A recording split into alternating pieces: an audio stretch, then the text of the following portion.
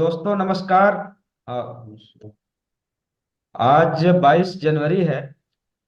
और 22 जनवरी इसलिए भी महत्वपूर्ण है कि आज तमाम कंट्रोवर्सीज के बावजूद और तमाम उठापटक के बावजूद आज उद्घाटन कहिए या प्राण प्रतिष्ठा कहिए या जो भी आप इसका नाम ले सकते हैं वो हुआ है। और पूरा देश आज जश्न मना रहा है। पूरा एक भगवाकरण हो गया है समाज में। और आज यदि हम कोई बात करते भी हैं तो कोई बात सुनने के लिए तैयार नहीं है। खैर, ये जिस तरह का परसेप्शंस बनाए जाते हैं, हाइप बनाया जाता है, जिस तरह का माहौल बनाया जाता है, उसमें तो हम कुछ नहीं कर सकते। लेकिन जो रोजी रोटी रोजमर्रा का जो सवाल है, हम शायद उस वो जो हमारे आम जनजीवन से जुड़ा हुआ जो सवाल है उस पे हम बात कर सकते हैं। तो उसी को लेके आज का जो पूरा हमारा थीम है, आप देख भी सकते हैं, राम और लहसुन। तो एक और राम प्रतीक है राम राज का। और रामराज दैहिक दैविक भौतिक तापा, जहाँ कोई मतलब कोई भी किसी भी तरह का मतलब आपको दुख तकलीफ नहीं होगी। चाहे दैहिक हो चाहे दैविक हो या भौतिक हो, वहाँ आम जन किस किस समस्याओं से जूझ रहा है। उस पे वो लहसुन एक प्रतीक है महंगाई का। और वो इस प्रतीक इसलिए भी है कि आज जाइए तो 100 रुपये किलो, सौ सॉरी किलो ने पाव, 100 रुपये पाव लहसुन हो गया है। 70-75 रुपये पाव अदरक हो गया है। या कोई भी मसाला हो, चीनी हो, तमाम चीजें हो। इस पे हम बातचीत करेंगे। और इस राम राज में क्या क्या चीजें होने वाली हैं उस पे हम बातचीत करेंगे। तो हमारे साथ जो पैनलिस्ट हैं, जो लोग जुड़े हैं, उसमें विघ्नेश झा हैं। विघ्नेश भाई को आप लगातार सुनते रहते हैं, परिचय के मोहताज नहीं है। दूसरे हमारे सर्वदेव यादव जी हैं। सर्वदेव यादव को भी आप लोग लगातार सुन रहे हैं। पूर्वांचल जन मोर्चा के अध्यक्ष भी हैं और विमर्श मीडिया के भी निदेशक हैं, प्रमुख कार्यकर्ता हैं। तो वो भी हमारे साथ जुड़े हुए हैं। और तकनीकी सहयोग के लिए शाहीन भाई हमारे साथ हैं। और शाहीन भाई को जितना ये सहयोग कर रहे हैं, वो उसका शुक्रिया अदा करना तो शायद बहुत छोटी बात होगी। लेकिन शुरू करते हैं। विघ्नेश भाई, पहले आपसे हम बात करते हैं जी जी जी। कि आज प्राण प्रतिष्ठा, चाहे उसके तमाम कंट्रोवर्सीज के बावजूद, एक पूरे देश भर में पूरा एक जश्न मनाया जा रहा है। कुछ लोग कह रहे हैं कि उन्माद है, कुछ लोग कुछ दूसरे रूप में देख रहे हैं।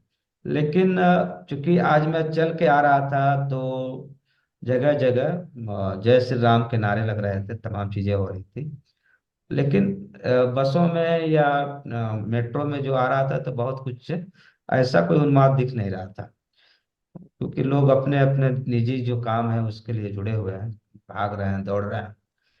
आज केवल मैं, चूंकि पहला दिन है रामराज का, मतलब प्रतिष्ठा हो गई तो पहला दिन मानेंगे। और पहला दिन है जब हम इस तमाम मुसीबतों को झेल रहे हैं, जिसमें आपको बताया कितनी महंगाई और तमाम चीजें हैं। तो ये जो कंट्रास्ट है, थोड़ा इस पे आप बात करें। उसके बाद हम नेक्स्ट सर्वदेव यादव के पास पहुंचेंगे। जी, अगर प्राण और प्रतिष्ठा को हम्म। का संधि विच्छेद कर दें हम्म। तो प्राण जो है वो गरीबों की जा रही है। जी जी। प्रतिष्ठा जो है हम्म। वो कॉरपोरेट्स की बढ़ रही है।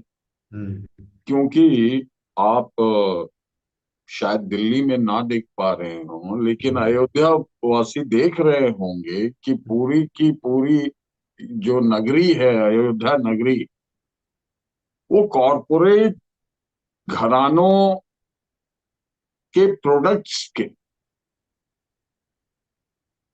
इश्तेहारों से पटी पड़ी। प्रोडक्ट्स।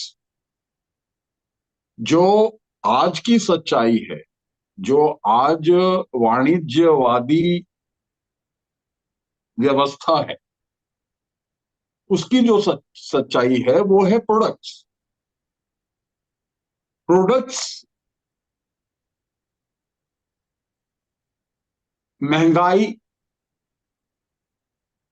और सत्ता, ये तीनों चीजें एक दूसरे से संबंधित।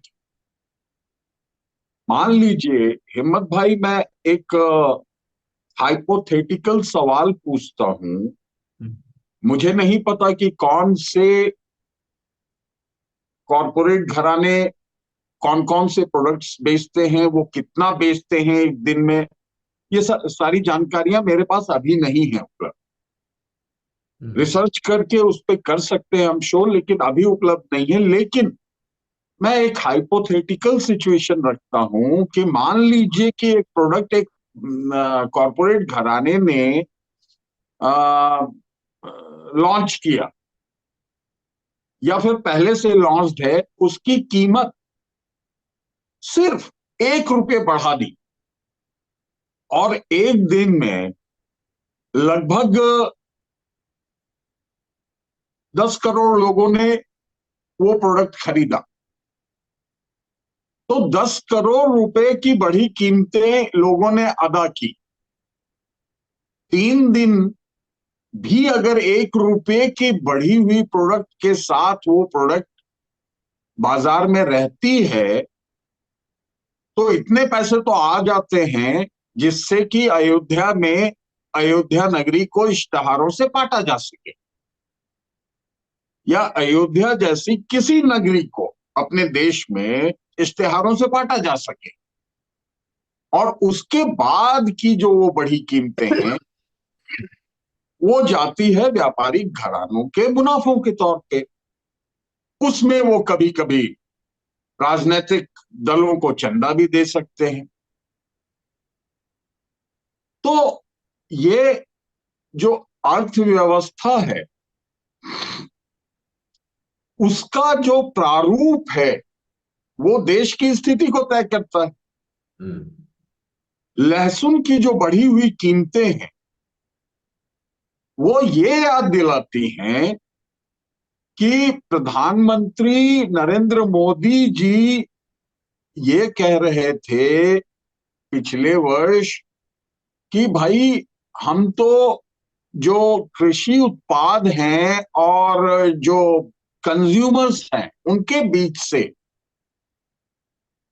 मिडिलमैनशिप हटाना चाहते हैं, बिचौलिए। बिचौलियों को हटाना चाहते हैं। जी।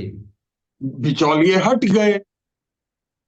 अब क्या है, तो वाणिज्यिक घराने जो हैं, जो पूंजीपति घराने हैं, उन्होंने बिचौलियों की जगह ले ली।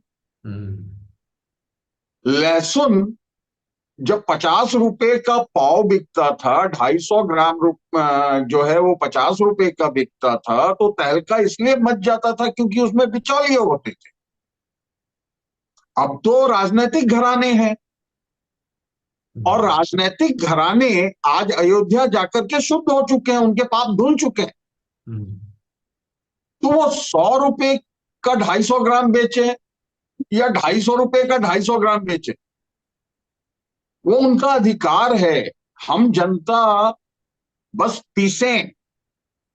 हमारे जेब में अगर 10 रुपए आए तो उसमें से 9 रुपए वो खींच के निकाल ले। 1 रुपये अगर 1 रुपया बच गया तो उसको निकालने की भी जुगत लगाए, वो उनका अधिकार है। टॉफी दे देंगे, है ना। धर्म धर्म कर्म में लगाए। हाँ, लेकिन जी जी। तो नहीं, धर्म कर्म में लगाएंगे अगर, हाँ हाँ। तो ये भी एक इस मॉडल का ही भाग है कि धर्म कर्म में अगर लगाएंगे तो जो इतने संत महात्मा, नए नए जो मर्सिडीज पे घूमने वाले संत महात्मा, BMW पे घूमने वाले संत महात्मा हैं, उनकी सेवा होगी। जी तो केवल ये जो जो राम राज है, अब जी ये जी। मान लिया जाए कि अब ये सब भुगतने के लिए तैयार रह जाए। लोग भुगत रहे हैं। आप भी जाते हैं जमीन पे, मैं भी हूं जमीन पे, हम सभी यहाँ जितने भी मित्र बैठे हुए हैं, हम सब जमीन के लोग हैं। जी। हम कोई नोएडा स्टूडियो वाले तो है नहीं, या हम्म। फिर क्या कहते हैं, लुटियंस के स्टूडियो वाले भी नहीं है। लुटियंस भी तो अब एक स्टूडियो में तब्दील हो चुका है। जी। वहां भी मुझे बोलना नहीं चाहिए, लेकिन वहां भी कैमरा कैमरा जीवियों का एक नया वर्ग उभरा है बहुत तेजी से। हम्म। तो वो भी स्टूडियो है। हम लोग तो आम आदमी हैं। हो सकता है कि 100 ग्राम लहसुन मांगे। और देखिए, ये जो मार्केटिंग के तरीके हैं, ये अब एक मामूली अपना सब्जी वाला भी सीख चुका है। आप बोल रहे हैं 100 रुपए का 250 ग्राम लहसुन मिल रहा है, हम्म। लेकिन अगर आप 100 ग्राम मांगेंगे, उस हिसाब से उसकी कीमत 40 रुपए होनी चाहिए, तो वो 100 ग्राम आपको 40 रुपए में नहीं मिलेंगे, 50 रुपए में मिलेंगे। जी। जी। वो बोलेंगे 50 का 100 ग्राम और 100 का पाव। वाह। जी। ठीक है, तो अभी हम इसके बाद अभी शुरू हुआ है विमर्श। जी। हमारे साथ साजिदा भी आ गई हैं, उनका भी स्वागत करते हैं। सरदेव जी, आप चूंकि रोज जाते हैं सब्जी खरीदने या तमाम चीजें खरीदने जाते हैं, अब बताइए कि आपके उसमें क्या बोलते हैं, किचन में अब क्या क्या चीजें थोड़ी कम डालने लगे हैं, या सब वैसे ही है पहले की तरह है? नहीं, पहले से बहुत कुछ बदल गया है। हम्म। अब ये देखिए ना कि जो लहसुन, छोटी चीज, आम आदमी इसको इस्तेमाल करता है, हर एक आदमी, और सर्दियों में ज्यादा इस्तेमाल होता है। हम्म। जो 10 रुपये 15 रुपये पाव आराम आसानी से मिलता था, हम्म। आज जो है 80 रुपया, 90, 100 रुपया, 120 रुपया तक के पाव के हिसाब से। जीरा जो है, ये जो है 30 40 रुपए का मिल जाता था, 200 250 ग्राम। आज जो है जीरा जो है 100 रुपये का 100 ग्राम, एक हाँ, हजार हजार रुपये रुपये किलो। किलो 1000 रुपये किलो। 1000 रुपये किलो है। हम्म। आज किसान के खेत में आलू हुआ है हम्म। इस समय। आज आलू जो है 10 रुपये किलो में यहाँ बिक रहा है, लेकिन किसान को 2 रुपया भी नहीं मिल रहा। और ये जो है, सारा सिस्टम जो है व्यापार वर्ग के थ्रू जो है ये कवर किया जाता है, स्टॉक कर लिया जाता है, इसके बाद जो है उसको निकाला जाता है। अभी कुछ दिन पहले जो है टमाटर जो है 200 रुपये किलो तक बिका, एक बार मार्केट से गायब हो गया। आज जो है देख रहा हूँ 2 3 दिन के बाद से ही जो है फिर टमाटर का रेट बढ़ना शुरू हो गया है। और धीरे धीरे हर एक आइटम पर जो है, सामान, चीनी, हर एक चीज पर जो है रेट बढ़ता जा रहा है। और इसका जो है अच्छा उपयोग किया जा रहा है। कोई चीज एक बार घटा करके फिर एक बार दूसरी तरफ जैसे कोई चीज मांगे पर लोगों का आवाज उठने लगी तो दूसरी तरफ मोड़ दिया जाता है, हम्म। दूसरी चीज एक बार उठ के बाहर आ जाती है। लोग जो है आज इतने परेशान हैं जिनकी कोई सीमा नहीं है। जो गरीब आदमी पहले गुजारा कर लेता था कि भाई चलो कोई बात नहीं, लहसुन प्याज वगैरह आलू वगैरह सब चलता था, उससे अपना गुजारा कर लेता। लेकिन आज के दौर में वही इतना महंगा हो गया कि उसके पहुंच से बाहर, जी। उसके समझ में नहीं आता है कि करे तो क्या। लेकिन सरकार है, हम्म। पहले बहुत बहुत ऐसे हुआ है कि थोड़ी सी महंगाई हो जाती तो पब्लिक जो है बोलने के लिए तैयार है, उसको विरोध करने के लिए तैयार हो जाता था। आज पब्लिक इतना सहमी हुई है कि वो आगे बोल करके तैयार नहीं, किसी से बात करके तैयार नहीं कि भाई महंगाई। कुछ लोग तो ऐसे भी लोग हैं जो कहते हैं कि भाई तेल जो है 100 रुपया लीटर हो गया है, तो 500 1000 रुपये लीटर भी उस समय कोई महंगाई नहीं। हम्म। जो सरसों का तेल 60 70 रुपये में बिकता था, 150 200 रुपये किलो बिकता है। कोई ऐसा आइटम नहीं है जो उसका राम राज्य में जो है सस्ता हुआ है। जी। अब राम राज्य जो है आज से चल रहा है, देखिए कल परसों से प्राइस की मार्केट की होती है। नहीं, अभी लेकिन एक चीज और है कि ये जो पूरा एक राममय बनाने की कोशिश हो रही है, कहिए कि एक भांग घोल दिया गया है। क्या इन मुद्दों पे लोग, यदि पॉलिटिकल पार्टियां, खास करके अपोजिशन की पार्टियां यदि बात उठाएं, तो क्या अभी भी लोग साथ में आने के लिए तैयार हैं कि अब लग गया कि चलो जी, राशन मिल ही रहा है, उधर घंटी जलाने के लिए राम मिल गए हैं, अब कोई देखिए, जरूरत नहीं है। नहीं, आज का माहौल जो है एक भयमुक्त हो गया है, सभी लोग भयभीत। भयभीत है। कोई भी पार्टी आमने सामने आने को तैयार नहीं है। यदि वो मुंह खोलेंगे तो तुरंत उनके बाद ईडी सीबीआई जो है लग जाएगा। सब जो है अपना पल्ला झाड़ दें कि भाई कब पता किसके दरवाजे पर कब कोई पहुंच जाए। कोई बोल दे अरे भाई क्या हो जाएगा, हो सकता है हमें पुलिस उठा ले जाए। माने एक भय मुक्त जो है, भय के माहौल में दुनिया जी रही है। हम्म। इस तरह से नहीं है कि स्वतंत्र है, जो भी पहले कोई भी बात होती थी तो लोग आवाज उठाते थे, बोलते थे। कोई 2-4 रुपये बढ़ जाता था तो लोग आवाज उठे भी ये महंगा क्यों हो गया। आज जो है थोड़ी थोड़ी दिनों में हर एक पर 2 महीने 1 महीने पर दूध का रेट बढ़ जाता है। हर एक सब्जी का रेट बढ़ जाता है, आटा दाल चावल का रेट बढ़, लेकिन किसी की ये हिम्मत नहीं कि कोई कहे कि भाई ये इतनी महंगाई क्यों। हम्म। तो इसका कारण क्या है? चलिए, सरकार जो है, ये आप सही कह रहे हैं, लेकिन क्या मतलब अब लग रहा है कि जनता को खुद ही अपनी पहल लेनी पड़ेगी। तो हम बात करेंगे आपसे, हमारे साथ साजिदा हैं। साजिदा, ये बताइए, 400 रुपये सिलेंडर से शुरू होते होते आज 1200 रुपये, 1300 रुपये पे सिलेंडर पहुंच गया। आपके किचन से क्या क्या चीजें कम हो गई, क्या क्या गायब हो गई? जी।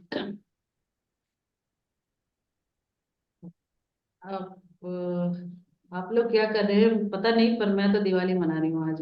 मैं बहुत खुश हूँ। जय श्री राम। क्या क्या किस हाँ, खुशी का कारण क्या है, बताइए। मैं बहुत खुश हूँ। मैं दिवाली मना रही हूँ। मेरे किचन में जो है सिलेंडर का, पहले 2 सिलेंडर थे तो दो दो सिलेंडर भरवा लेती थी कहीं बाई चांस। लेकिन अब डर लगता है, एक सिलेंडर भरवाया तो दूसरे का कब कैसे भराया जाए, उसके टेंशन है। मैं जीरा है, जीरा भले ही वो 1,000 रुपए किलो हो गया, लेकिन मुझे कोई फर्क नहीं पड़ता, क्योंकि मैं तो दिवाली मना रही हूँ। कि मैंने 100 ग्राम जीरा खरीदा था पिछले जनवरी में। मैंने 100 ग्राम जीरा खरीदा था। वो जीरा मैं रोज अपने किचन में जाके जब सब्जी बनाती हूँ तो सब्जी के सामने जीरा को निकाल के देख लेती हूँ, बोलती हूँ ये जीरा है और रख देती हूँ। तो मुझे कोई फर्क नहीं पड़ता। उसी तरह से मैं लहसुन भले ही 100 रुपए पाव हो तो मुझे कोई फर्क नहीं पड़ता, क्योंकि मैं लहसुन तो खाती ही नहीं। अच्छा, और जो फिर सीतारमन जी बोली थी फिर उसका। हाँ, फिर प्याज अब कभी 40 तक पहुंच गया, फिर से कल 40-45 रुपए किलो प्याज मिल रहे थे। तो आप क्या समझते हैं, ये कोई बड़ी बात नहीं है। मेरी दिवाली चल रही है, मैं प्याज खाना छोड़ दिया। मुझे प्याज नहीं खाना। अदरक जो है वो जो 20 रुपए पाव मिला करते थे, वो आज 50 रुपए, 60 रुपए, 70 रुपए। कल कल की डेट की बात जो है, कल मैं मार्केट गई तो 70 रुपए का पाव है। तो मैंने अदरक भी खाना छोड़ दिया। क्या फर्क पड़ता है भाई। एक हमारी मंदिर बननी चाहिए, और हमारी जो आस्था का सवाल है, आस्था का सवाल पे हम कोई कॉम्प्रोमाइज नहीं कर सकते। बाकी हमारी दिवाली है, हम चल रहे हैं, बहुत मौज में है। हम्म। भले ही जो सरसों का तेल है, सरसों का तेल 90 रुपए था पहले।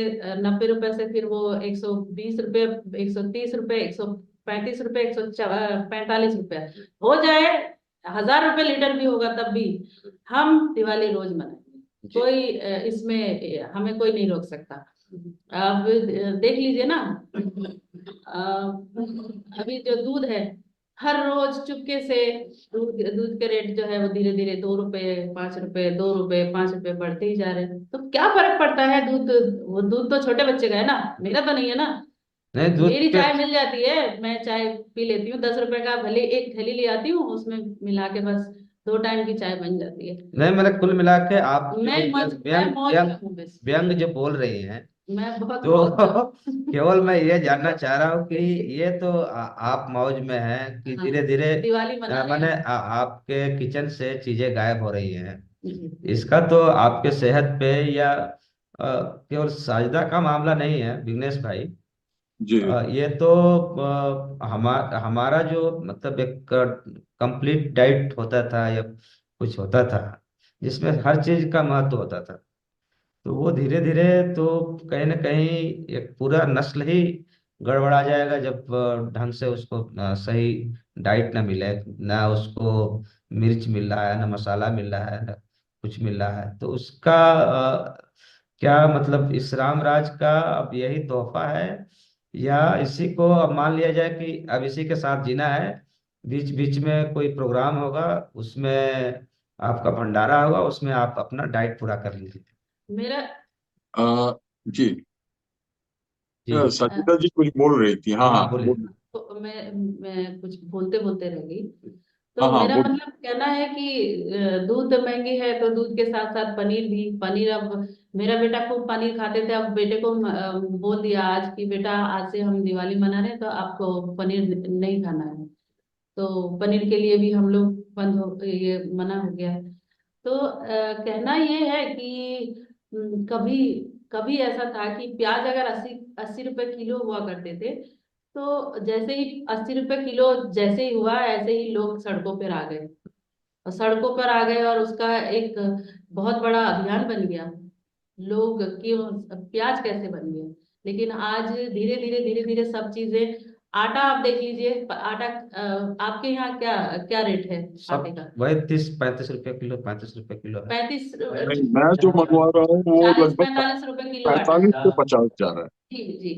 तो लोग रोटी भी खाए। हम जब हमारे यहाँ महंगाई होती है तो हम पड़ोस में झांकते हैं, अरे देखो पाकिस्तान में 150 रुपए किलो आटा है।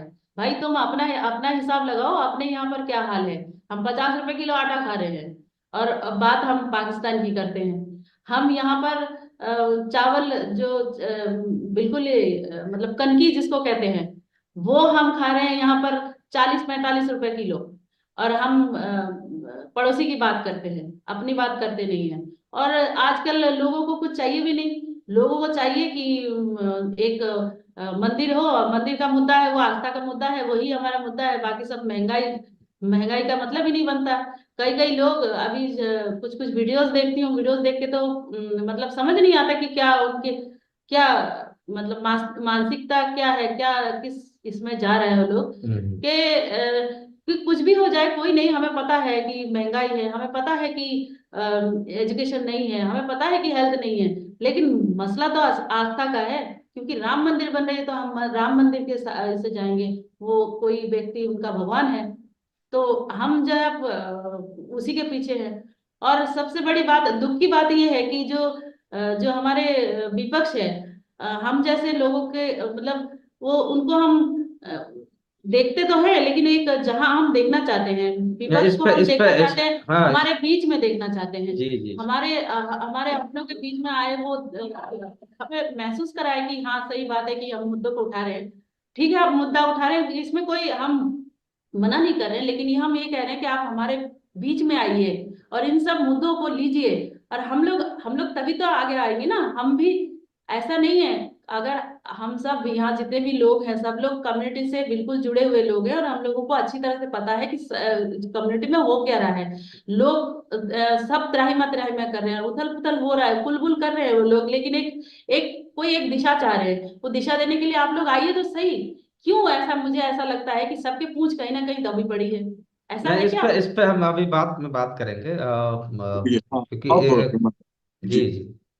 तो विघ्नेश भाई, मैं केवल इतना जानना चाह रहा था कि एक तो आपने तीन सुन लिया आपने, जी जी जी साजिदा का भी और इनका अपने सर्वदेव जी का। जी जी।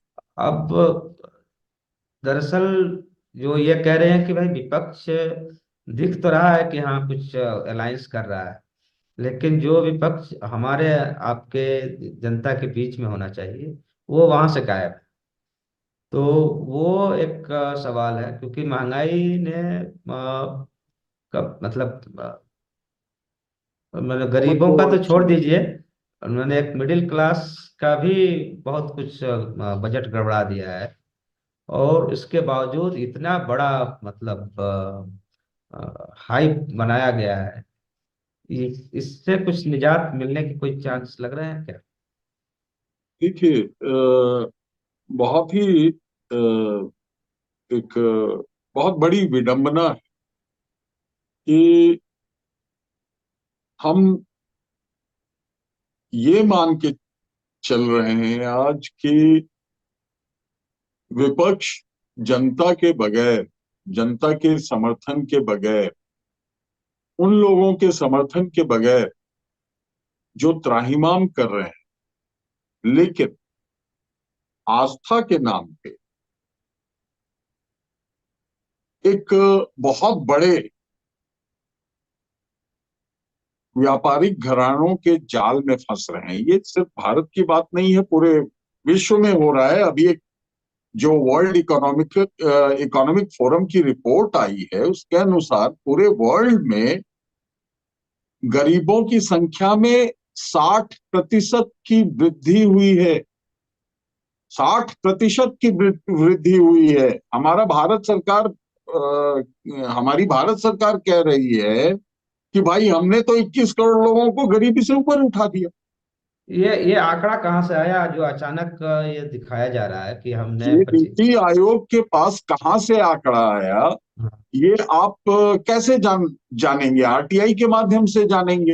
हम्म। आरटीआई इतना कमजोर हो चुका है कि वो आंकड़े दें, वो तथ्य दें ना दें, उनकी मर्जी। अब हम्म। देखिए, है क्या कि पहले सिर्फ धर्म चलता था आस्था से, हम्म।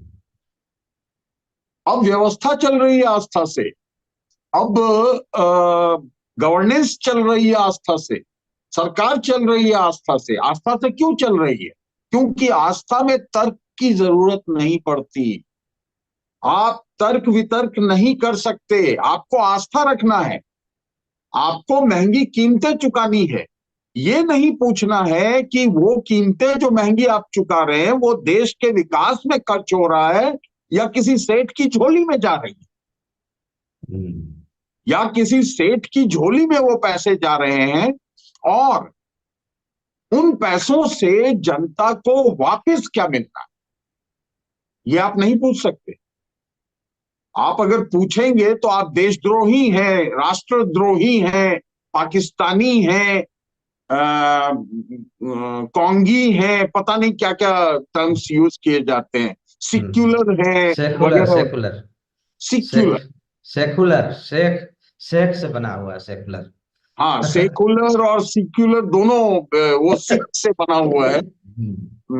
सिख यानी सेक्युलर नहीं है, बीमार। सेकुलर है, सेकुलर। सेकुलर, हाँ, शेख शेख। तो शेख से ऐसे, बना जी। जी। हाँ, शेख तो शेख से सेकुलर। बेसिकली ये मैंने कहा था ना कि 1 रुपए की कीमत अगर बढ़ जाती है और 10 करोड़ लोग एक दिन में किसी प्रोडक्ट को खरीदते दस हैं करोड़ जिसकी रुपए कीमत 1 रुपए बढ़ी, तो 10 रुपए की 10 करोड़ रुपए का मुनाफा हुआ। हम्म। उसमें से 2 करोड़ रुपए वैसे युवाओं के बीच बांट देने में क्या बुराई है, जो आपको सिक्युलर, जो आपको सेकुलर, जो आपको राष्ट्रद्रोही बताने का काम दिन भर करेंगे? हम्म।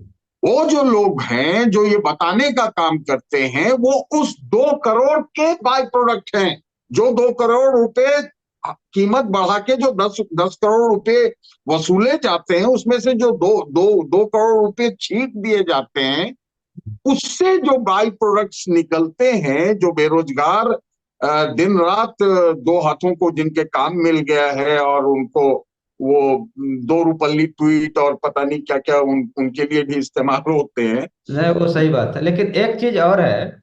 जी, ये अभी राम का जो के मसले पे जो पूरा का पूरा, मैं तो केवल दिल्ली में रह रहा हूँ तो दिल्ली की बात करूंगा। जी, हर 100 मीटर पे, 50 मीटर पे जो भी चौराहे हैं, जी, जी, उन जगहों पे होर्डिंग्स लगी हुई है। जी, जी, जी, और कम से कम दिल्ली जैसी जगह में गए गुजरे पे भी मुझे लग रहा है कि 8-10 करोड़ झंडे लगे होंगे, जी, जी, जी, डंडे लगे होंगे। जी, जी, जी, जी, आज जो एक जगह जहाँ मेरा ऑफिस है, वहाँ टेंट वाले का बगल में है, आज देख रहा था कि उस टेंट वाले का सारा चीज चला गया है कहीं ना कहीं इस्तेमाल होने में, और केवल इसी को लेके। तो ये जो इतनी बड़ी इकोनॉमी जो इन्वॉल्व हुई है इस पूरे उसको करने में, तो यदि हम कह रहे हैं कि केवल यही इस्तेमाल कर दिया जाए यदि महंगाई दूर करने के लिए, तो मुझे लग रहा है कि साल 2 साल तो बिना किसी कुछ ना भी बढ़ाए तो भी काम चल जाएगा। आप गहराई से अगर आंकड़े एकत्रित कीजिए तो आपको पता चलेगा। ये तो मैंने 1 रुपए की बात की थी महंगाई बढ़ने की। जी जी। यहाँ हर प्रोडक्ट को देख लीजिए, चाहे वो एग्रीकल्चरल प्रोडक्ट हो, चाहे वो हमारा हमारे दूसरे खाद्य पदार्थ हो, चाहे वो बेसिक नीड की, आधारभूत आवश्यकताओं की के दूसरे सामान हो। हम मफलर पहन रहे हैं, शाजिदा बहन ने वो स्कार्फ लपेट रखा है, टोपी पहन रखी है, हम चश्मा खरीद रहे हैं, बाकी चीजें हम खरीद रहे हैं जो हमारे आवश्यकता की चीजें हैं। जी जी। उन उन उनमें आप प्रतिदिन कम से कम 100 से 200 रुपए ज्यादा खर्च करते हैं जितना पहले करते थे, उसके अपेक्षा में। अगर पहले आप प्रतिदिन 300 रुपए में अपना काम चला लेते थे तो आज 500 रुपए में चल रहा है, वो हम्म। 200 रुपए है। और ऐसा सिर्फ 10 करोड़ के साथ नहीं हो रहा है, एक सौ गहराई से समझिएगा। एक सौ ऐसा चालीस करोड़ है। ऐसा 142 करोड़ लोगों के साथ हो रहा है।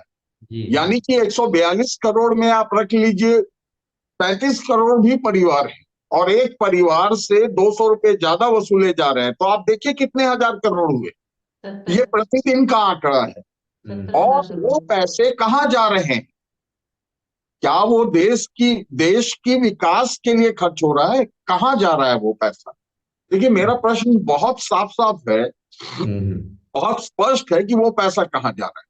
वो जी। पैसा जहां भी जा रहा है वहां से ऐसे डिजिटल गुंडे पैदा हो रहे हैं, ऐसे जो जमीनी गुंडे हैं वो पैदा हो रहे हैं, जो आपको चुप करवाने के लिए रखे जा रहे हैं, जो आपको आजादी जो महसूस आप करते थे किसी हम्म। भी चीज की, उस आजादी को के दमन के लिए इस्तेमाल किए जा रहे हैं। और वो सारे के सारे बेनिफिशियरी क्लास में आएंगे। जो आज की वर्तमान सरकार है उसके बेनिफिशियरी क्लास में आएंगे। आप एक चीज देखिए ना, आज की ही घटना है। एक विपक्षी, जैसा साजिदा जी ने उठाया था मामला कि विपक्ष का, तो एक विपक्षी नेता असम में न्याय भारत जोड़ो न्याय यात्रा कर रहा है। उस बीच में शंकर देव जी की के मंदिर में वो जाकर के प्रणाम करना चाह रहा है, उनसे आशीर्वाद लेना चाह रहा है। तो उसको मंदिर, उस इंसान को मंदिर नहीं घुसने दिया जा रहा है। और जनता में जितना आक्रोश इस चीज के विरुद्ध होना चाहिए, जो अपेक्षित है, जो लोग परेशान हैं, जिनके लिए न्याय यात्रा निकाली जा रही है, न्याय बहुत सारी चीजों की चाहिए होती है ना लोगों को। हाँ सही बात। तो जिनके लिए न्याय यात्रा निकाली जा रही है उन लोगों में वो आक्रोश नहीं दिख रहा है। ये एक, सही कहा था साजिदा जी ने, ये एक डर के माहौल का आउटपुट है। जिस माहौल में सभी डरे हुए हैं, ऐसा नहीं है लोग आक्रोशित नहीं है, बहुत आक्रोशित है, लेकिन वो अपने सीने में दफन करके रख रहे हैं अपना आक्रोश। वो सोच रहे हैं कि वो ईवीएम के माध्यम से चुनाव में निकालेंगे। लेकिन आपकी और हमारी बदकिस्मती है कि जिस ईवीएम के माध्यम से आप निकालेंगे, उस ईवीएम की तो छोड़िए, उस चुनाव आयोग की कोई क्रेडिबिलिटी नहीं रह गई है। आप देखेंगे 2019 के चुनावों का जो अब आंकड़ा आ रहा है चुनाव आयोग के माध्यम से, उसमें जितने वोट पड़े हैं उस वोट से बहुत ज्यादा वोट काउंट किए गए। वो कहां से लाए गए वो सिर्फ चुनाव आयुक्त को पता है। जी जी, नहीं हम जाएंगे इस पे, जी जी, हम जी आएंगे, इस पे भी आएंगे। हमारे साथ सरदेव जी हैं। जी सरदेव जी, चूंकि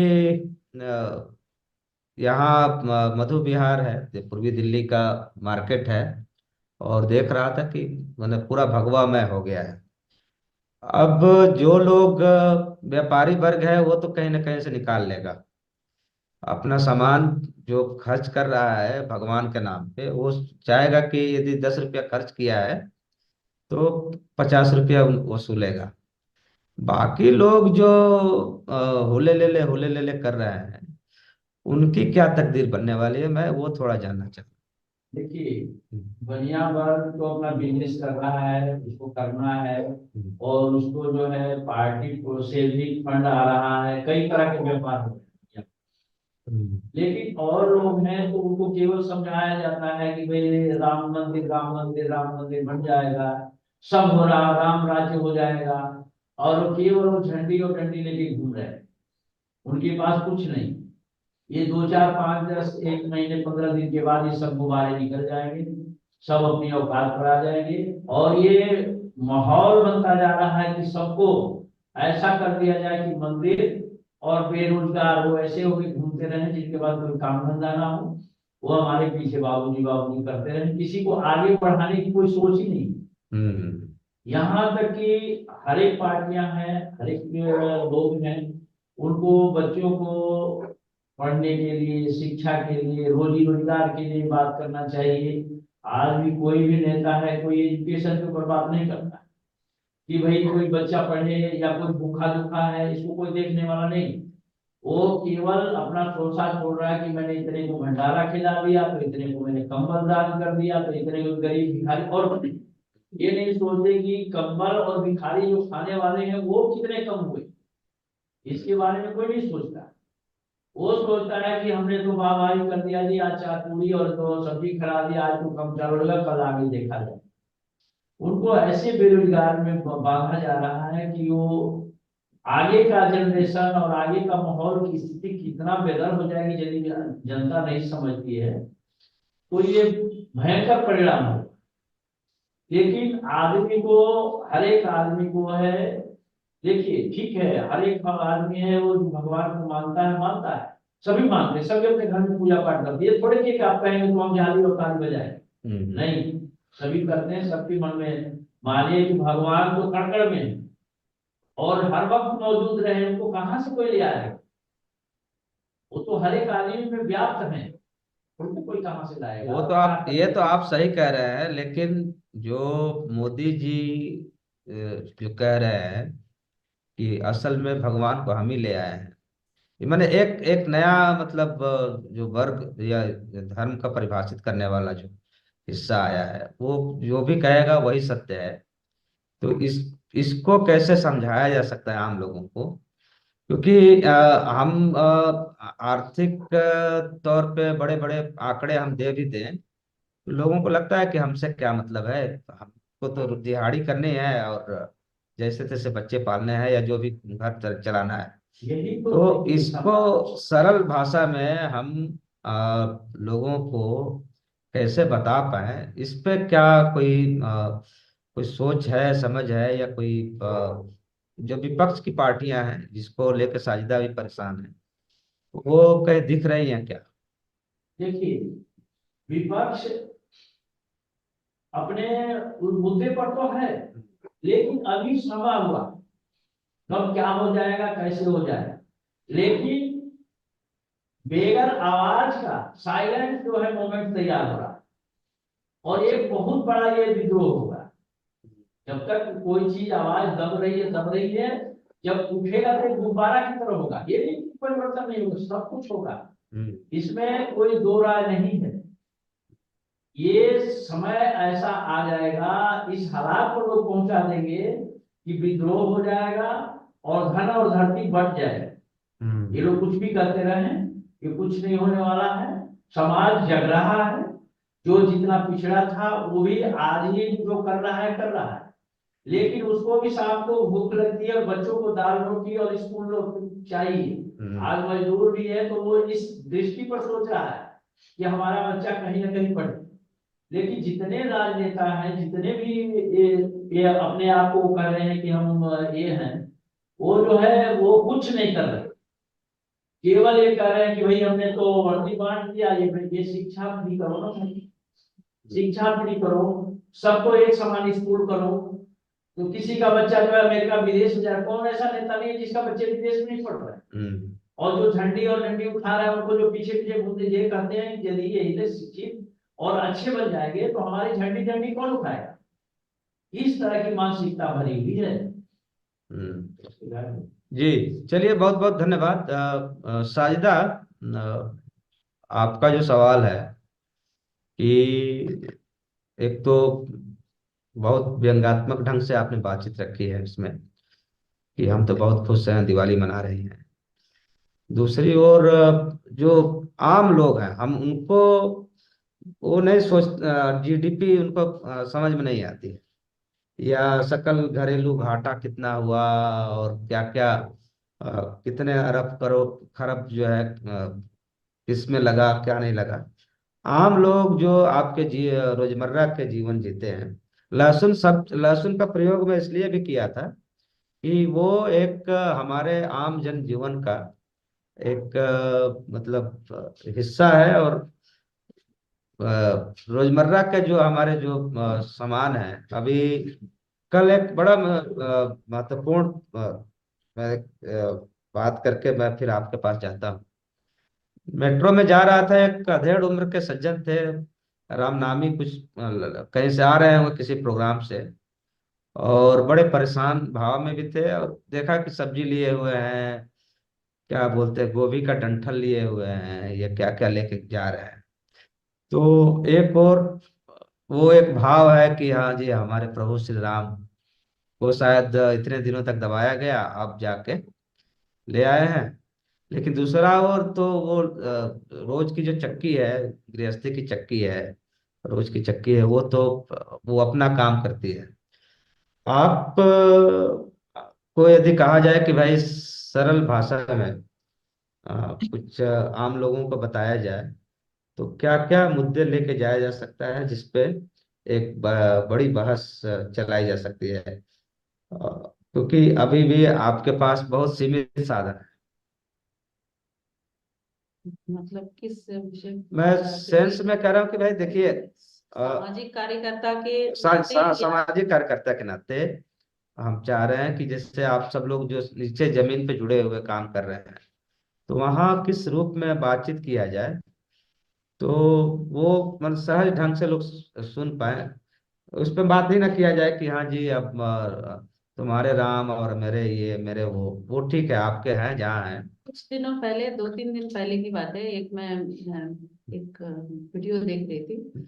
उसमें कैट के अध्यक्ष साहब बोल रहे थे कि ये जो राम लला की जो प्राण प्रतिष्ठा है, इसको आप छोटे मन मत आके, क्योंकि इसमें उन्होंने गिनाया भी कि इसमें झंडा है, डंडा है, उससे प्रसाद है, घी है, दिए हैं, और इसमें करोड़ों की बिजनेस है इसके साथ, और आप इसको ऐसे मत लीजिए। ये जो है हम जो ये थे एंकर थे, वो पूछ रहे थे कि जो अभी महंगाई है और लोगों के आय आय से ज्यादा ब्याज ब्याज चल रहा है, तो कैसे उसको आप देखते हैं। तो उन्होंने कहा कि आप देखेंगे तो सबसे ज्यादा जो लोअर कम्युनिटी है, जो वो लोग, उन लोगों की सबसे ज्यादा इसमें क्या बोलते हैं इनकम होने वाली है।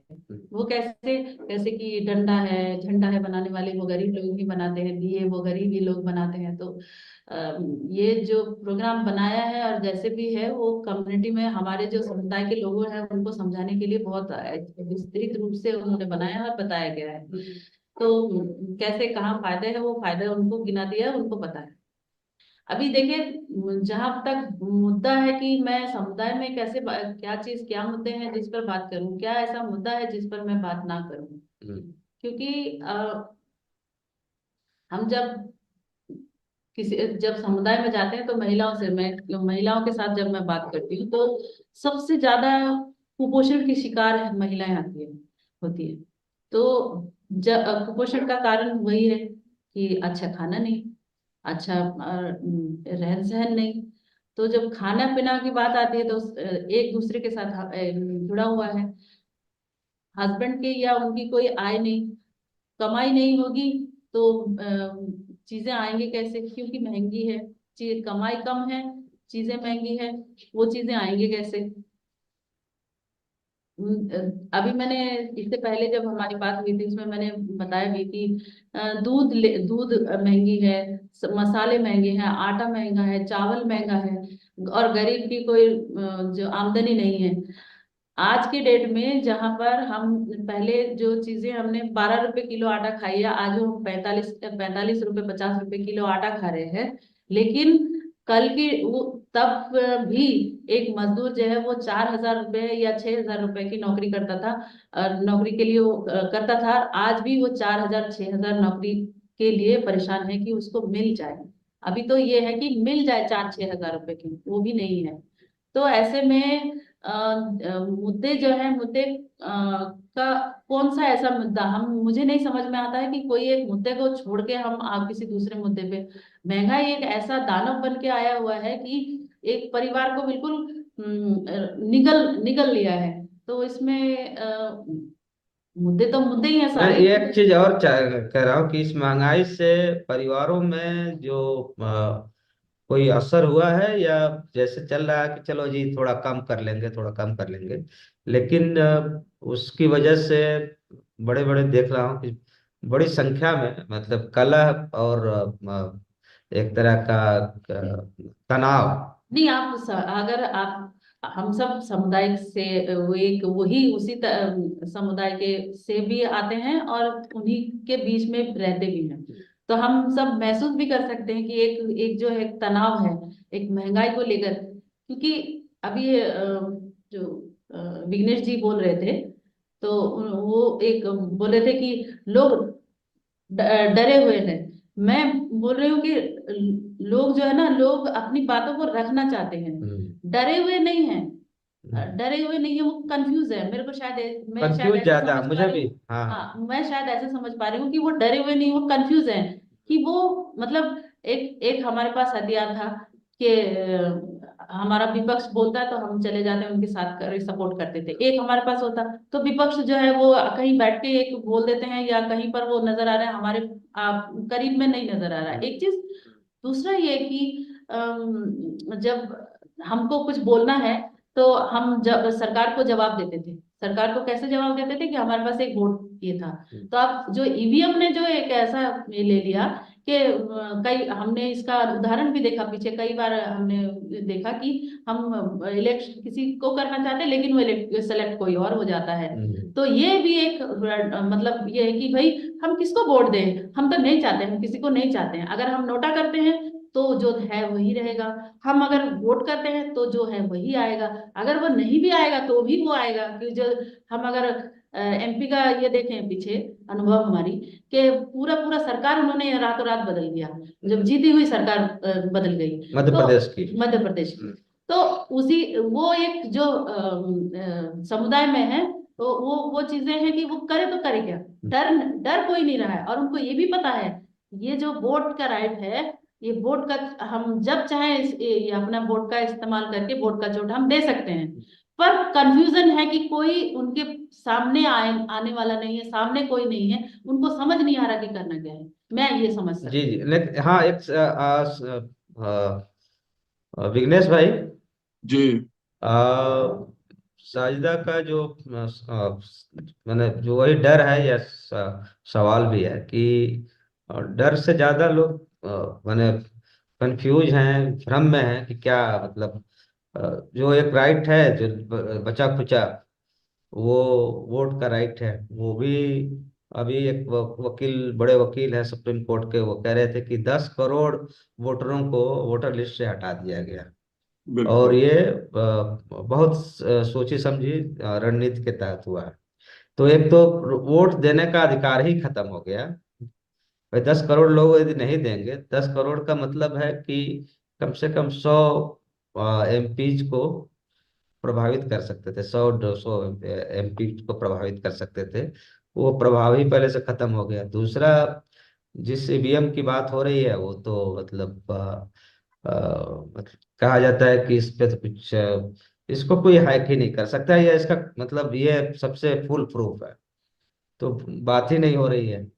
तीसरा जो सबसे महत्वपूर्ण सवाल है वो ये है कि अ, भाजपा या उसके आरएसएस के आनुषंगिक संगठन दिन रात कम्युनिटीज में दिखाई दे रहे हैं, लेकिन विपक्ष जो है वो दिख नहीं रहा है। वो बयानों तक तो सीमित है, तमाम जगहों पे सीमित है, वो नीचे जमीन पे वो मुद्दा विहीन हो गया है, या कोई डर गया है, या सोच रहा है कि बीजेपी बदनाम हो जाएगी तो लोग उसको वोट दे देंगे। तो ये कहीं मतलब ये क्या चीज है, इस पे थोड़ा सा बात करेंगे। और एक सवाल और आया है, उस पे भी हम उसका भी हम इस पे भी बातचीत करेंगे। जी। जी। देखिए, एक चीज स्पष्ट रूप से आपके और साजिदा जी के दोनों के माध्यम से निकला कि ये- लोग लोग कंफ्यूज्ड हैं। हम्म, लोग ये नहीं समझ पा रहे हैं कि वो कैसे रिएक्ट करें, हम्म, और लोगों को जो समझाया जाना है वो कैसे समझाया जाना है, इसके लिए जो सामाजिक कार्यकर्ता जो बचे खुचे हैं, वैसे तो खत्म कर दिए गए हैं या फिर ठेकेदारों में कन्वर्ट कर दिए गए, लेकिन जो बचे खुचे सामाजिक कार्यकर्ता है जो अब तक जमीनों से जुड़े हुए हैं, वो ये सोच रहे हैं कि कैसे लोगों तक हम अपनी बातें सरल भाषा में पहुंचा देंगे। दूसरा एक प्रश्न आता है कि विपक्ष जमीन पे नजर नहीं आ, तो एक एक करके अगर देखें, पहले विपक्ष वाला मैं अपना जो मेरा मानना है वो रखना चाहूंगा कि विपक्षी दल, आप मानिए ना मानिए, बहुत अधिक संकट से गुजर रहा, सभी दल गुजर रहे हैं संकट से। देखिए, हर चीज के पीछे जो एक राम चलते हैं, माया राम, हम्म, माया राम, वो अति आवश्यक है। और किसी भी चीज के लिए कार्यकर्ता, विपक्षी दल इतना संसाधन नहीं जुटा पा रहे हैं कि वो अपने कार्यकर्ता को, जहां तक सस्टेन करा। जहां तक मुझे पता है कि उतना थोड़ी सी संसाधन, थोड़ा सा संसाधन जुटाएं और अपने कार्यकर्ताओं को बोलें कि आप जमीन पर काम करिए, आप लोगों से वन बाय वन इंटरेक्शन कीजिए, या फिर कोई मीटिंग करके और बाकी चीजें करके आप जनता तक सही बात पहुंचाइए। वो कर नहीं पा रहे हैं, बहुत अच्छे से नहीं कर पा रहे हैं, कोशिश भी कर रहे हैं तो बहुत छोटे मोटे और मामूली कोशिशें कर रहे हैं।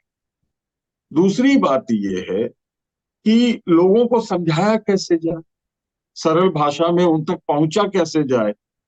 तो जहां तक मेरा मानना कि हम उनसे ही ये पूछें कि आपके जीवन में पिछले 15 सालों में, 10 सालों में और 5 सालों में जो परिवर्तन आए, उसको आप किस तरह देखते हैं। आज से 15 साल पहले मुझे याद है, हम लोग बातें करते थे शिक्षा के अधिकार की, हम लोग बातें करते थे स्वास्थ्य के अधिकार की, हम लोग बातें करते थे एक स्ट्रांग लोकतंत्र में जो कमियां हैं, स्ट्रांग लोकतंत्र को चलाने में जो कमियां आ रही थी। नरेगा में 100 दिन की ही मजदूरी या काम मिल रहा था, उसकी बातें कर रहे थे। अच्छे शिक्षा की बातें कर रहे थे, प्राइवेटाइजेशन के खिलाफ बातें कर रहे थे। आज से 15 साल पहले, 10 साल पहले थोड़ा थोड़ा हम लोगों ने प्राइवेटाइजेशन को एक्सेप्ट किया और कहा यह गया कि प्राइवेटाइजेशन के माध्यम से हम जो है क्वालिटी सुधार देंगे। क्वालिटी तो सुधरी, लेकिन कुछ खास वर्ग की 1% जो भारतीय हैं उनके बच्चों के शिक्षा की क्वालिटी सुधरी। बाकियों में ये क्षमता ही नहीं है कि अपने बच्चों को उतना पैसा दे करके उन स्कूलों में पढ़ाएं जो 30,000 35,000 फी लेते हैं। आप जो बड़े बड़े ब्रांड के स्कूल्स हैं उनमें अपने बच्चों को पढ़ा सकते हैं क्या? मैं पढ़ा सकता हूँ क्या? नहीं पढ़ा सकते हम लोग। हम लोग इसलिए नहीं पढ़ा सकते कि वो जो हमारा शिक्षा का सपना था अच्छी शिक्षा देने का, वो कहीं पे बीच में ही रह गया। तब तक में स्वास्थ्य आ गया, हम बीमार पड़ने लगे और पता चला कि उसके लिए भी पैसे नहीं है, बेसिक पे रहना पड़ेगा, अपने घरेलू इलाज पे के सहारे रहना पड़ेगा। हम उसको फेस ही कर रहे थे, अचानक पता चला कि हमें अब सिर्फ खाने पीने तक ही सोचना पड़ेगा, उसके आगे हमारी क्षमता नहीं है। और खाने पीने में भी अब हम लहसुन तक पहुंच गए। हम्म। ठीक है, तो हम रेड्यूस हो रहे हैं, हम रेड्यूस हो रहे हैं धीरे धीरे। हम हमारा जो रिडक्शन है वो कितना है, हम कितना घट चुके हैं, ये चीज जनता से अगर आप पूछेंगे तो शायद अपने बैकग्राउंड में झांकें कि वो कैसी जिंदगी जी रहे थे, क्या मांग कर रहे थे, आज कैसी जिंदगी जी रहे हैं, क्या मांग नहीं कर पा रहे। तो जी जी, मेरे ख्याल ये एकदम सही कह रहे हैं। ये तो बहुत बड़ा मुद्दा है। मुद्दा यह है कि जिस जिस साधन संसाधन के साथ हम लोग ये विमर्श कर रहे हैं उसमें से इतने बड़ी संख्या तक पहुंचना शायद मुश्किल होगा, लेकिन करना तो पड़ेगा। अब करना तो इसके लिए, पड़ेगा। हाँ, इसके लिए अपने क्या अपने तौर तरीके अपनाए जा सकते हैं, क्या हिम्मत कोऑर्डिनेशन भाई, के। हाँ। जी हिम्मत भाई, मैं बीच में ही सॉरी टोक रहा हूं जी आपको, जी। कि अगर हम सब जितने जिम्मेदार लोग हैं इस देश में होंगे, अच्छे हम्म। खासे जिम्मेदार लोग होंगे, अगर हम सबने ये ठान लिया कि हम महज 10-10 लोगों को कन्विंस करेंगे, 10-10 लोगों की आंखें खोलेंगे, तो खुलेगी, आंखें खुलेंगी। जी जी, नहीं, एकदम सही कह रहे हैं। एक सवाल हमारे एक साथी का आया है कि लोग कह रहे हैं कि भाई 500 साल लग गए राम को उनके घर में ले आने के लिए, उनका उद्धार तो हो गया, लेकिन जो पिछड़े वर्ग हैं, दलित वर्ग हैं, जो हजारों साल से दबाए गए हैं, उनका उद्धार कब होगा? तो अब तो राम राज आ गया, तो मान लिया जाए कि अब सब क्या बोलते हैं, यहाँ किसी तरह का दैहिक दैविक भौतिक तापा तो रह नहीं पाएगा।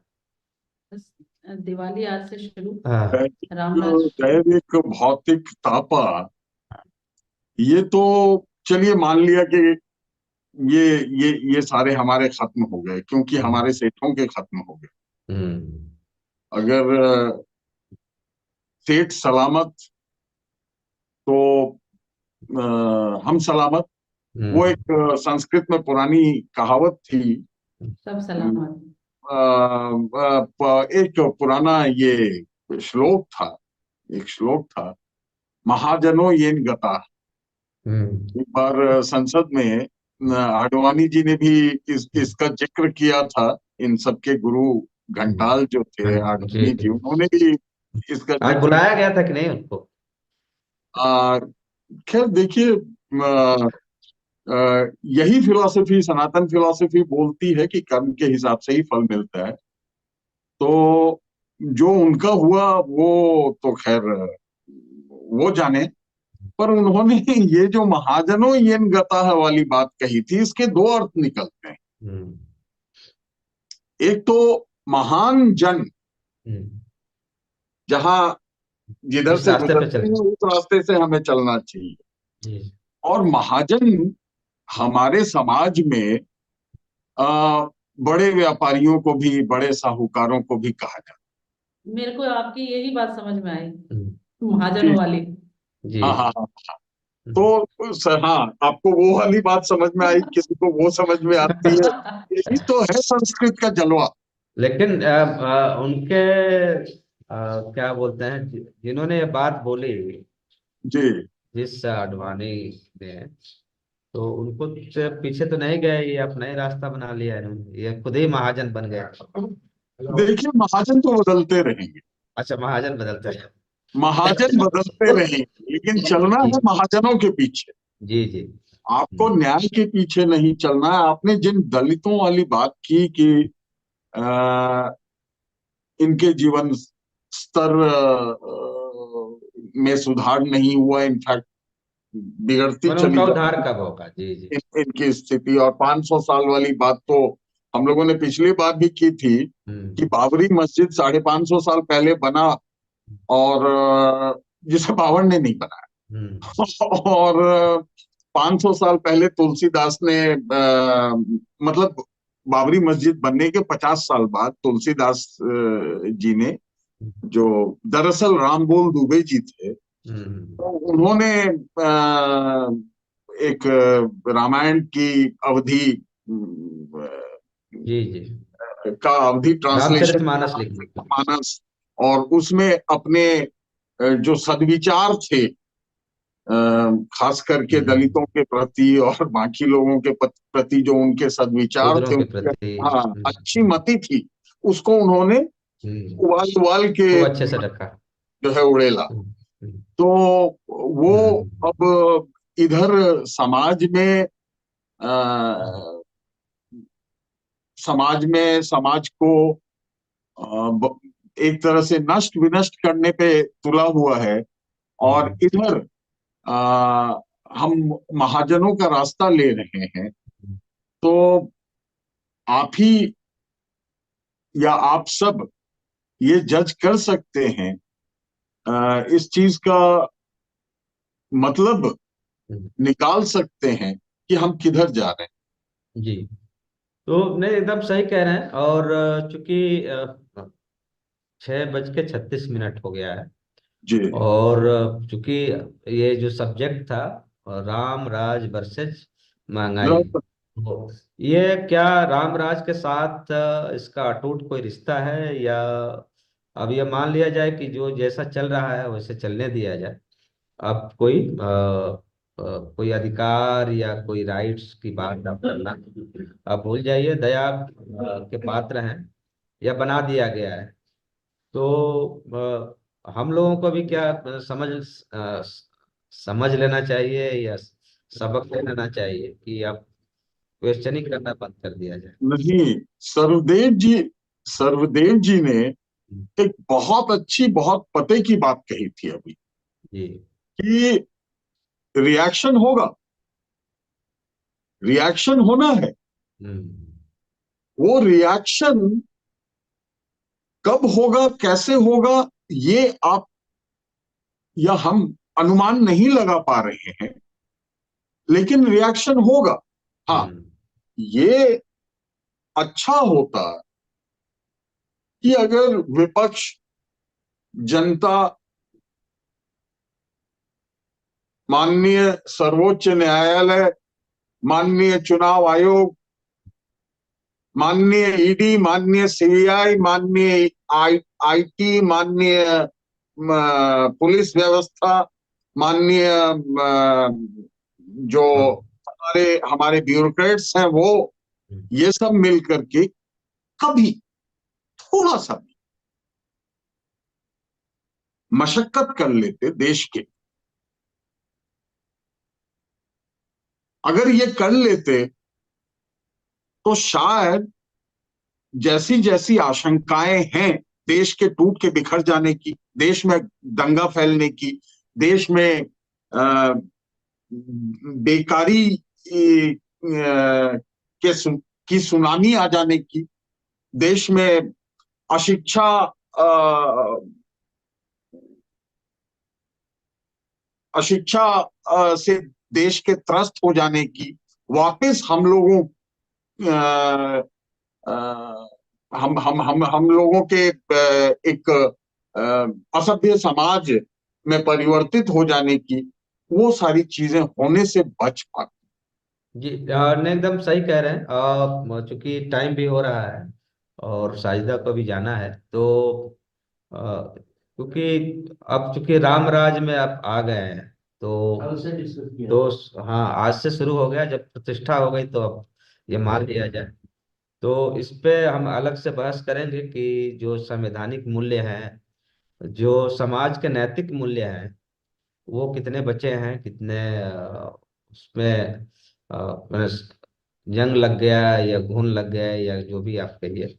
सजदा, आप हमारे साथ हैं। अ, एक सवाल और हमारे सामने आ गया है, और चूंकि हमारा विषय महंगाई वर्सेज मतलब राम राज था, लेकिन आप जो ऑफिस में बैठे हुए हैं तो कई लोगों के अपने अपने सवाल आ रहे हैं।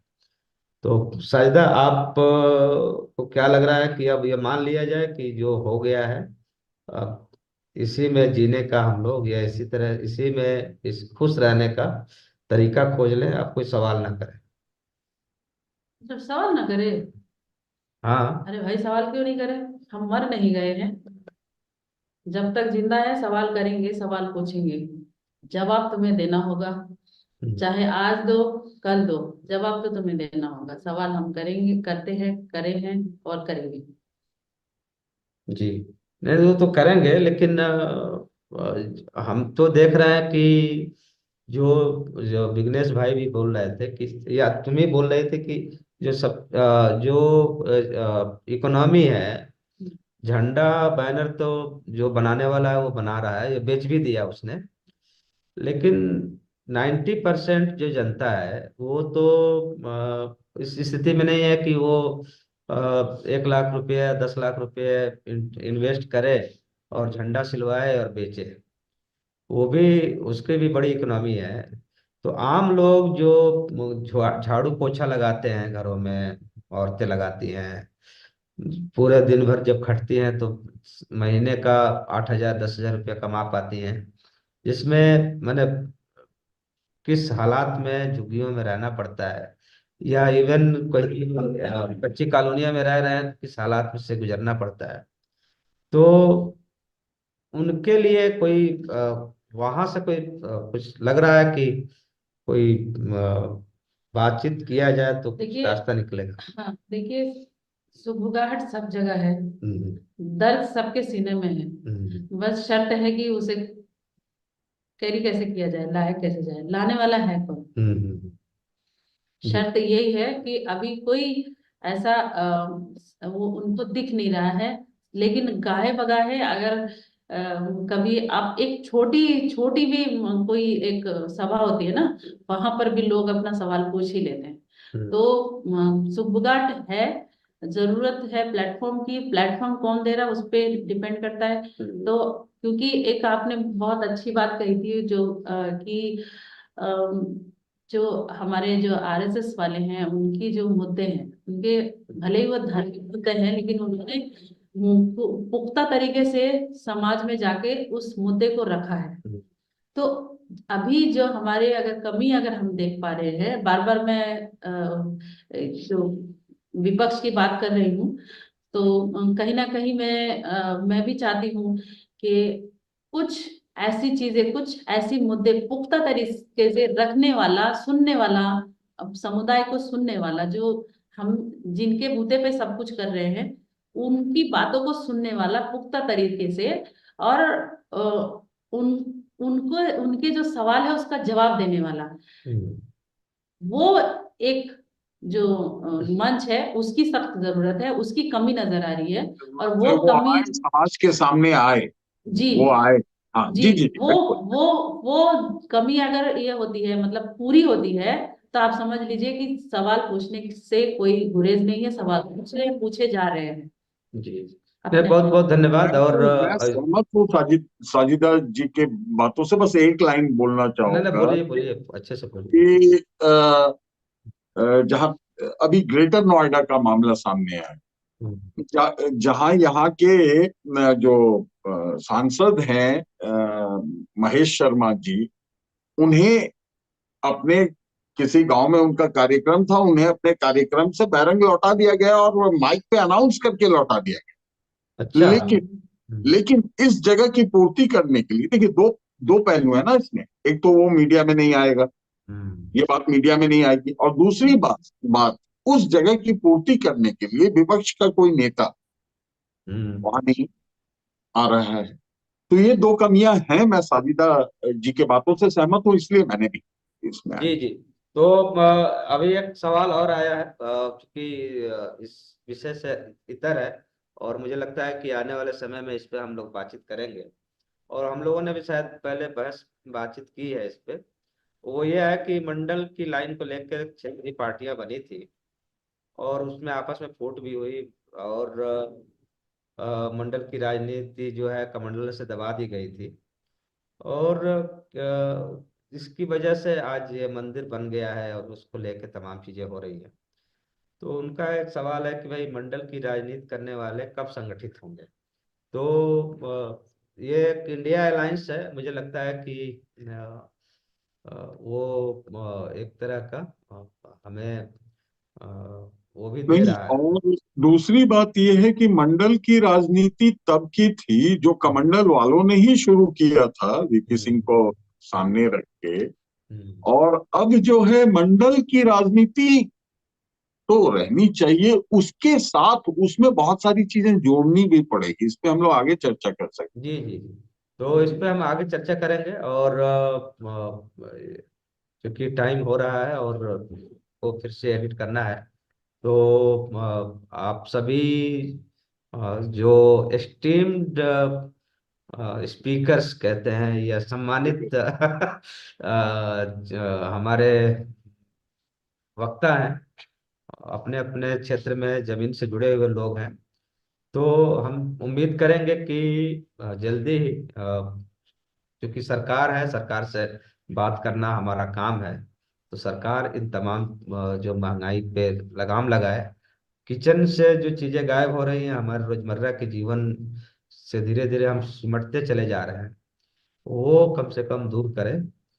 तो इस उम्मीद के साथ हम फिर अगले मुद्दे पे मिलेंगे आप सबसे। तब तक के लिए हम विदा लेते हैं, और हम चाहेंगे कि आप लोग हमारे चैनल को सब्सक्राइब करें, लाइक करें, शेयर करें, और जो भी कमेंट्स हो आप हमें बताएं, तो हम इसको सुधार सकते हैं।